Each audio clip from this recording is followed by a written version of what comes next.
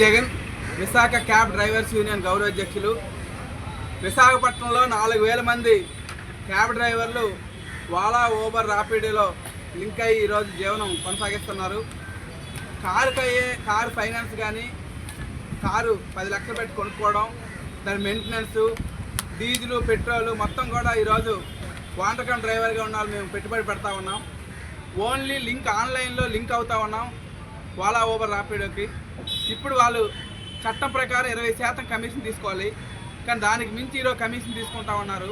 ఇప్పుడు కొత్త system recharge అని పెట్టి 3 రోజులకి 420 రూపాయలు రీఛార్జ్ చేసుకోమని చెప్పేసి ఆ రకంగా 400 రీఛార్జ్ చేసుకుంటే మాకు 2000 రూపాయలు కనీసం బేరం ఇవ్వాలి.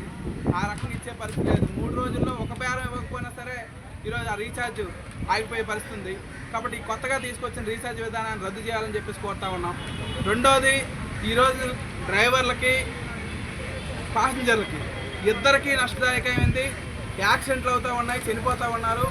అటువంటి ఒకేసారి 5-6కి ట్రిప్పులు ఇచ్చే రాడార్ సిస్టమ్ కొత్తగా తీసుకొచ్చారు. గతంలో 3 సంవత్సరాల క్రితం ఓవర్ రోడ్ తీసుకొస్తే సిఐటిగా పోట్లాడిన తర్వాత డిటీసీ గారు జోక్యం చేసుకొని ఆ సిస్టాన్ని రద్దు చేశారు. దానివల్ల యాక్సిడెంట్లు జరుగుతున్నాయి, నష్టం అని చెప్పేసి మళ్ళీ ఈరోజు మళ్ళీ ఆ రాడార్ సిస్టాన్ని తీసుకొచ్చే పని చేస్తూ ఉన్నారు. ఇప్పటికే డిటీసీ గారికి, కలెక్టర్ గారికి కలిసి ఉన్నాం, సిపి గారికి కలిసి ఉన్నాం. వాళ్ళు మాట్లాడుతూ ఉన్నారు, ఈరోజు వరకు మాట్లాడే పరిస్థితి లేదు.